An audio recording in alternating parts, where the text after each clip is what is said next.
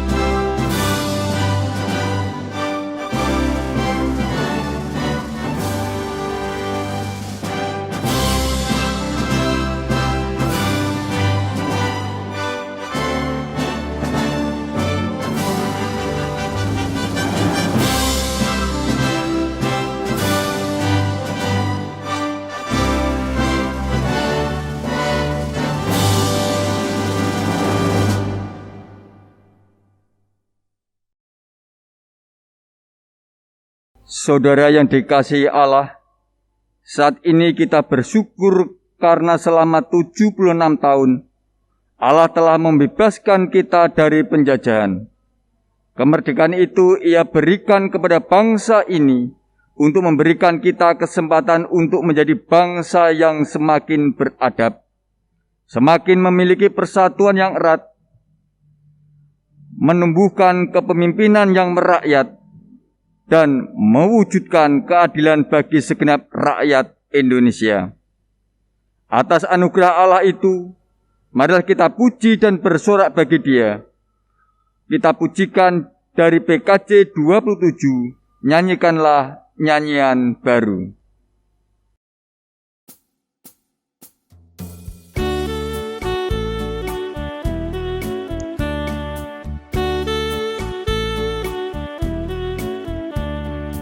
Nyanyikanlah nyanyian baru bagi Allah, Pencipta cakrawala. Segala serafim kerubi pujilah Dia, besarkanlah namanya.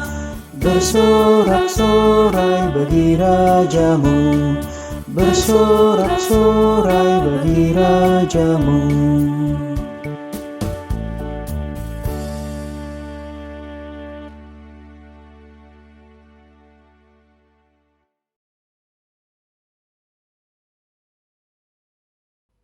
Saudara-saudara yang dikasihi Tuhan, marilah kebaktian syukur dan peringatan hari ulang tahun ke-76 kemerdekaan Republik Indonesia kita khususkan dengan masing-masing mengaku di dalam hati demikian, bahwa pertolongan kita ialah datang dari Tuhan, Pencipta langit dan bumi.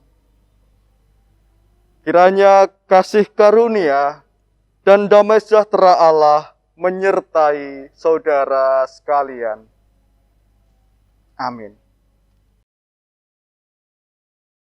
Kemerdekaan bangsa kita sungguh membebaskan. Kebebasan itu sungguh melegakan. Kelegaan itu dibayar oleh perjuangan para pahlawan. Perjuangan melawan penindasan dan ketidakadilan. Tetapi, di dalam status kemerdekaan kita, kini seringkali justru kita ganti menindas. Justru kita ganti biarkan ketidakadilan. Semangat Bapak bangsa, juga panggilan Allah kita abaikan. Maka, marilah kita sesali dan mengakui kesalahan kita kepada Allah.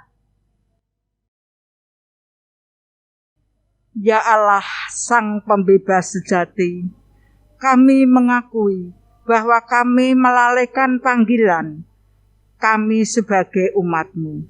Kami mengakui bahwa kami melupakan semangat perjuangan para pendahulu kami. Ampunilah kami ya Tuhan, tuntunlah kami untuk selalu hidup sebagai utusan-Mu yang menyuarakan kebenaran dan keadilan. Amin. Saudara-saudara, terimalah berita anugerah dari Tuhan. Allah bersabda melalui Rasul Paulus dalam 2 Korintus 5 ayat 17 demikian. Jadi siapa yang ada di dalam Kristus, ia adalah ciptaan baru. Yang lama sudah berlalu. Sesungguhnya yang baru sudah datang. Demikianlah berita anugerah dari Tuhan. Syukur kepada Allah. Marilah kita senantiasa mengikuti firman Tuhan sebagai pelita bagi langkah kehidupan kita. Firman-Mu Tuhan pelita bagi kakiku.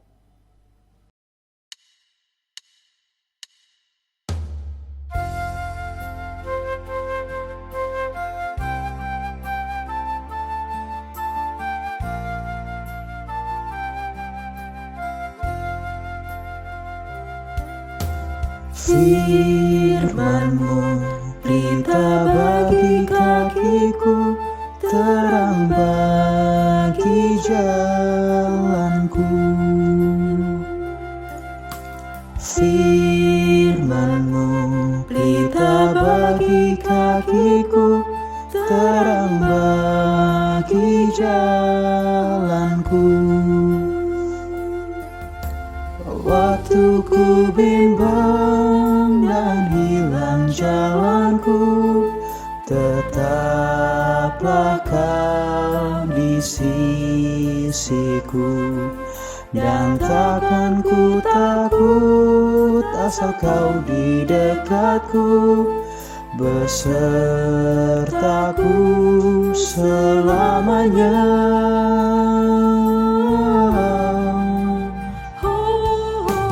Firman-Mu pelita bagi kakiku, terang bagi jalanku.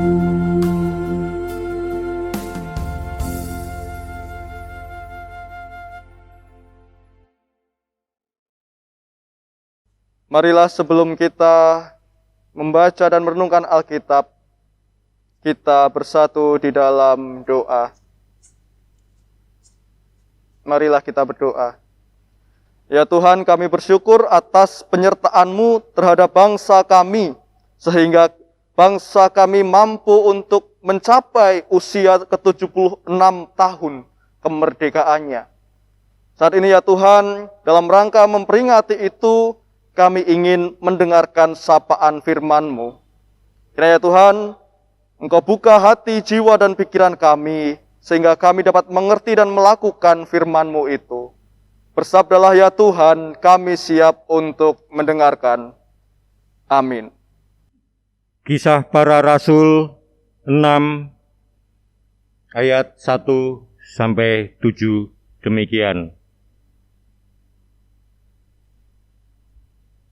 Pada masa itu ketika jumlah murid makin bertambah, timbullah sungut-sungut di antara orang-orang Yahudi yang berbahasa Yunani terhadap orang-orang Ibrani, karena pembagian kepada janda-janda mereka diabaikan dalam pelayanan sehari-hari. Berhubung dengan itu, Ke-12 rasul itu memanggil semua murid berkumpul dan berkata, "Kami tidak merasa puas karena kami melalaikan firman Allah untuk melayani meja. Karena itu, saudara-saudara, pilihlah 7 orang dari antaramu yang terkenal baik dan yang penuh roh dan hikmat, supaya kami mengangkat mereka untuk tugas itu, dan supaya kami sendiri dapat memusatkan pikiran dalam doa dan pelayanan firman." Usul itu diterima baik oleh seluruh jemaat, lalu mereka memilih Stefanus, seorang yang penuh iman dan Roh Kudus, dan Filipus, Prokorus, Nikanor, Timon, Parmenas, dan Nikolaus, seorang penganut agama Yahudi dari Antioquia. Mereka itu dihadapkan kepada rasul-rasul, lalu rasul-rasul itu pun berdoa dan meletakkan tangan di atas mereka. Firman Allah makin tersebar dan jumlah murid di Yerusalem makin bertambah banyak. Juga sejumlah besar imam menyerahkan diri dan percaya. Demikianlah firman Tuhan. Yang berbahagia adalah mereka yang mendengar dan yang memeliharanya. Haleluya. Amin. Shalom saudara-saudara yang dikasihi Tuhan. 17-an Agustus itu biasanya kita ada lomba-lomba. Antara lain lomba tarik tambang, lomba memecahkan balon, memasukkan belut, dan lain sebagainya. Sayang sekali pandemi ini kita nggak bisa lomba. Tetapi saya ingin mengajak kita belajar tentang salah satu lomba, falsafah dari lomba 17-an, yaitu panjat pinang. Ingatkah ketika panjat pinang itu, orang-orang satu kelompok bergotong royong, bekerja sama supaya mereka bisa mencapai tujuan tertentu di atas, bisa dapat hadiah. Sok-sok ya ada rinso, sok-sok ya, kalau yang aneh itu ada kambing juga, sepeda, dan lain sebagainya. Tetapi mereka bersatu padu dari bawah, saling ada yang di bawah sendiri, tugasnya menjaga, ada yang di atasnya. Yang penting mereka berusaha supaya bisa sampai ke atas dengan tantangan-tantangan yang ada.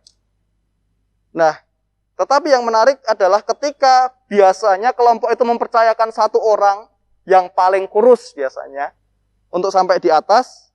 Ketika sudah sampai di atas tujuannya, orang ini tidak kok kemudian hanya mengambil hadiah untuk dirinya sendiri.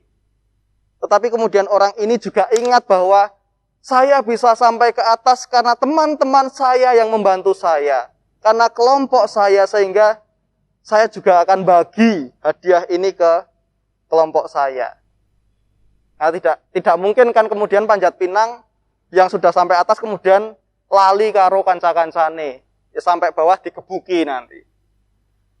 Nah, saudara-saudara, jadi pelajaran yang bisa kita ambil adalah ketika kita ada di suatu puncak pencapaian, maka kita juga tidak lupa dengan orang-orang di sekitar kita, teman-teman kita yang masih ada di bawah, yang masih berjuang untuk menuju ke atas. Ketika kita sukses, kita tidak lupa dengan sesama kita yang belum sukses. Nah, itu adalah falsafah yang mungkin bisa kita cari atau kita pelajari dari permainan panjat pinang. Nah, bagaimana dengan kemerdekaan? Saya rasa kemerdekaan juga adalah suatu pencapaian. Kemerdekaan Indonesia ini memberi kita kesempatan untuk saat ini kita bisa sekolah dengan bebas. Untuk saat ini kita tidak usah bergantung kepada wong londo, guru-guru londo. Untuk saat ini kemudian kita bisa memilih presiden kita sendiri yang sama-sama orang Indonesia, yang tahu bagaimana kehidupan kita, tahu bagaimana susahnya kita. Dan harapannya pemimpin kita bisa memberikan solusi yang tepat. Karena juga masuk atau sama-sama dari golongan kita. Nah, ketika kemerdekaan itu adalah suatu pencapaian, lalu bagaimana? Apakah kemudian dengan pencapaian itu ketika kita sudah merdeka, kemudian kita akan menindas orang lain? Karena pada kenyataannya, biasanya orang ketika sudah mencapai suatu pencapaian tertentu, sudah sukses, bisa jadi lupa dengan orang lain. Bisa jadi lupa dengan teman-temannya atau dengan orang-orang yang biyen ya podo-podo susahe. Atau istilahnya fenomena OKB, orang kaya baru. Sering kan kemudian orang kaya baru itu dicap negatif. Karena kemudian biasanya ketika mereka sudah mapan, mereka malah menjaga jarak dengan teman-temannya yang terdahulu. Mereka merasa kita udah beda kelas. Kamu masih orang miskin, saya sudah punya, saya sudah mapan. Nah itu. Berarti ketika kita mencapai pencapaian, kesuksesan tertentu, dalam hal ini peringatan kita kemerdekaan, maka kita diuji apakah kita masih ingat dengan sesama kita yang belum mencapai hal tersebut. Di dalam Kisah Para Rasul 6 ayat 1-7, pesan itu juga ada ternyata. Karena kita bisa melihat bahwa di saat itu saya ingatkan bahwa itu setelah peristiwa Pentakosta, sehingga orang Kristen itu sungguh banyak saat itu, ada 3.000 dari yang tadinya hanya beberapa ratus, bubar karena Tuhan Yesus disalib, kemudian langsung naik jadi 3.000 tambah orang Kristen. Jadi seolah-olah para rasul itu mencapai kesuksesan. Waduh, saya bisa menginjili orang banyak nih. Nah, juga kemudian ada peristiwa yang lain setelah itu, ada Ananias dan Safira. Di situ kan peristiwa bahwa ada umat, ada jemaat yang kemudian terpanggil untuk persembahan ke komunitas Kristen.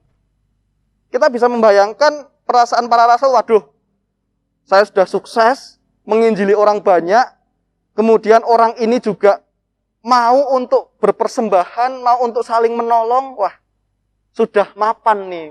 Saya sudah bisa menjalankan tugas saya sebagai rasul dengan baik nih. Jadi mungkin kita bisa membayangkan para rasul saat itu sedang dalam kondisi sukses, mapan, tapi kemudian terlena. Terlena apa? Kita bisa membaca di ayat 1, bahwa ternyata di balik banyaknya jemaat, di balik adanya jemaat yang persembahan, adanya jemaat yang kemudian saling tolong-menolong, masih saja ada janda-janda yang kemudian mereka diabaikan di dalam pelayanan sehari-hari. Jadi kita bisa membayangkan mereka sedang terlena nih.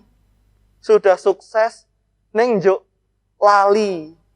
Masih ada tugas, masih punya tugas.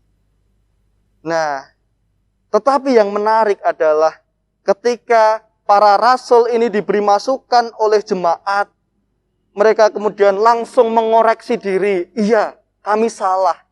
Janda-janda ini sempat kita lupakan, kita salah. Karena itu marilah kita memilih 7 orang untuk melayani mereka. Kemudian dipilih 7 orang, fokus untuk melayani janda-janda sehingga tidak ada lagi yang kapiran, tidak ada lagi yang terabaikan. Nah, saudara-saudara, maka pesan dalam hari ulang tahun kemerdekaan ke-76 ini kepada kita adalah kita sudah merdeka. Tidak hanya merdeka secara negara.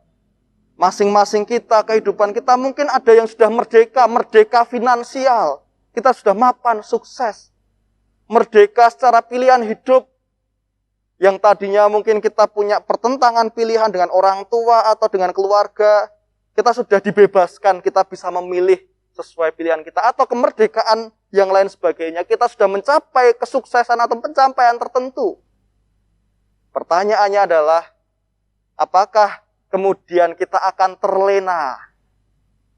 Yang sukses secara finansial kemudian lupa dengan orang-orang di sekitar mereka yang belum sukses secara finansial.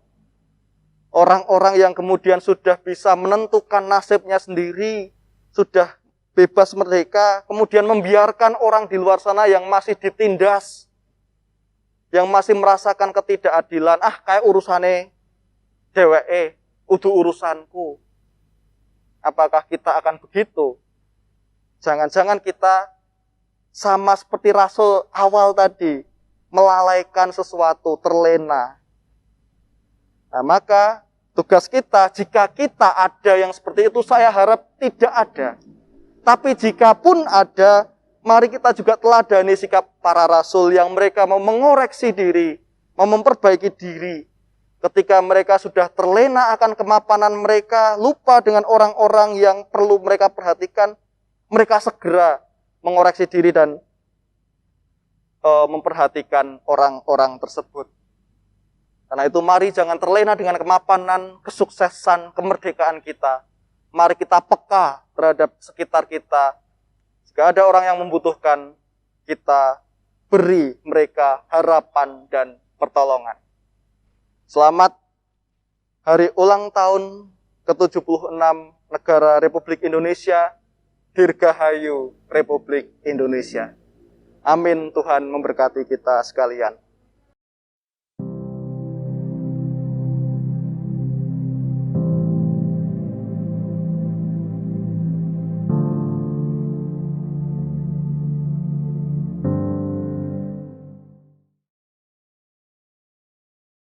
Bapak Ibu sidang jemaat yang terkasih di dalam nama Tuhan kita Yesus Kristus, sejenak kami jemput untuk bangkit berdiri. Dengan tangan kanan di dada sebelah kiri, mari kita mengikrarkan pengakuan iman kita, iman rasuli secara bersama-sama. Aku percaya kepada Allah, Bapa yang Maha Kuasa, Khalik langit dan bumi, dan kepada Yesus Kristus, anaknya yang tunggal Tuhan kita, yang dikandung dari Roh Kudus, lahir dari anak darah Maria, yang menderita di bawah pemerintahan Pontius Pilatus, disalibkan, mati dan dikuburkan, turun ke dalam kerajaan maut. Pada hari yang ketiga bangkit pula dari antara orang mati, naik ke surga, duduk di sebelah kanan Allah Bapa yang Maha Kuasa, dan akan datang dari sana untuk menghakimi orang yang hidup dan mati. Aku percaya kepada Roh Kudus, gereja yang kudus dan am, persekutuan orang kudus, pengampunan dosa, kebangkitan daging, dan hidup yang kekal. Kami mohon duduk kembali. Melalui orang-orang yang dipilihnya, Allah memerdekakan bangsa kita dari segala bentuk penjajahan dan penindasan, serta di dalam kuasa perlindungannya, rakyat Indonesia mampu melalui berbagai peristiwa yang mengancam keutuhan bangsa. Serta dengan hikmat yang Allah curahkan kepada para pemimpin kita, maka keadilan dapat berangsur dirasakan oleh segenap bangsa Indonesia. Seperti yang diungkapkan dalam Mazmur 7 ayat 18, Aku hendak bersyukur kepada Tuhan karena keadilannya, dan bermazmur bagi nama Tuhan yang maha tinggi. Marilah kita bersyukur kepada Allah melalui pujian, doa, dan perbuatan kita. Mari kita pujikan pujian syukur KJ 336, Indonesia Negaraku.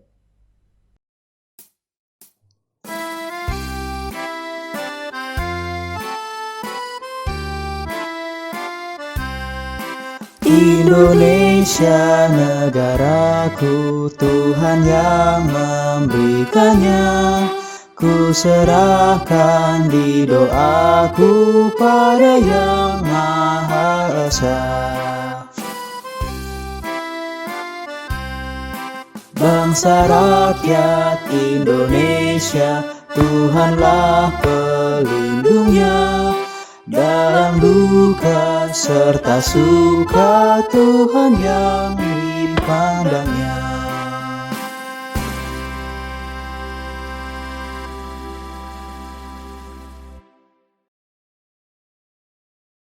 Mari kita memasuki doa syukur, syafaat, dan penutup ibadah. Ya Bapa, kami bersyukur atas 76 tahun kemerdekaan yang Engkau anugerahkan kepada Republik Indonesia. Serta kami mensyukuri atas perlindungan tangan-Mu yang memampukan bangsa kami tetap utuh meskipun melewati berbagai dinamika bangsa. Demi Kristus kami berdoa. Mampirlah dengar doaku, jangan jalan terus. Ya Bapa, kami serahkan rakyat Indonesia di dalam mengatasi segala persoalan hidupnya, baik anak-anak, para muda, dan orang tua. Kami serahkan mereka di dalam tuntunan tangan kasih-Mu. Kiranya tuntunan-Mu membuka jalan bagi setiap kami untuk mengatasi permasalahan ekonomi, studi, keluarga, dan sosial. Demi Kristus kami berdoa. Mampirlah dengar doaku, jangan jalan terus. Ya Bapa, kami serahkan orang-orang yang telah Engkau pilih sebagai pemimpin kami ke dalam hikmat-Mu. Kiranya melalui hikmat-Mu yang ada dalam hati mereka, keadilan, keamanan, serta kesejahteraan dapat senantiasa terwujud di dalam negara Indonesia. Demi Kristus kami berdoa. Mampirlah dengar doaku, jangan jalan terus. Ya Bapa, pandemi ini adalah badai yang harus bangsa kami lewati bersama. Kami mohon kepadamu untuk gereja serta lembaga keagamaan lain, pemerintah, aparat, para ahli, pengusaha, pegiat sosial, buruh, serta segenap warga masyarakat. Urapilah segenap elemen bangsa dengan roh-Mu yang mempersatukan, sehingga kami semua dapat bersatu padu menanggulangi pandemi ini. Demi Kristus kami berdoa. Mampirlah dengar doaku, jangan jalan terus.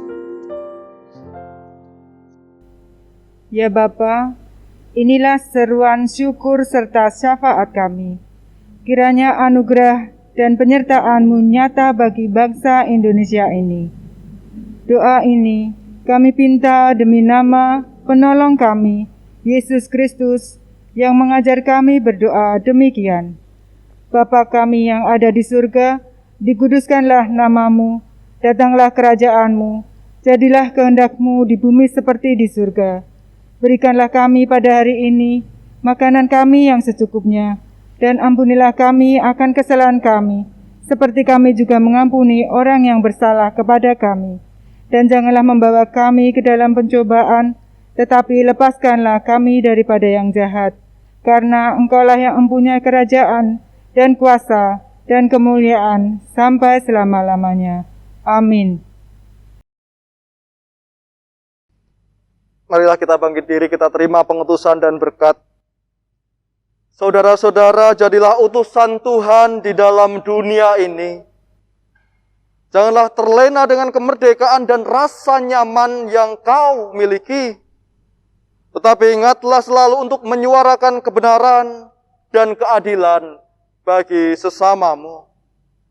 Dan kini arahkanlah hatimu kepada Tuhan dan terimalah berkat yang datangnya dari Tuhan.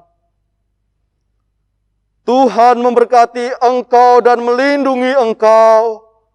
Tuhan menyinari engkau dengan wajah-Nya dan memberi engkau kasih karunia. Tuhan menghadapkan wajah-Nya kepadamu dan memberi engkau damai sejahtera. Amin.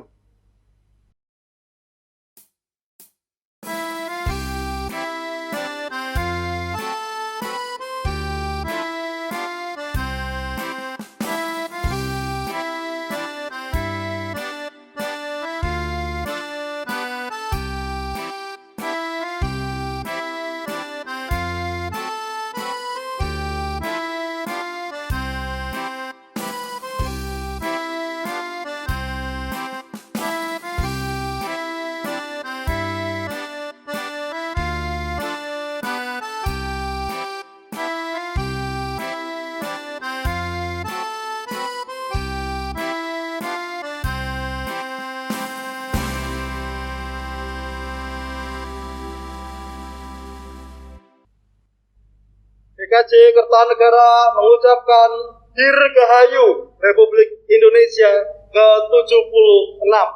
Merdeka! Merdeka!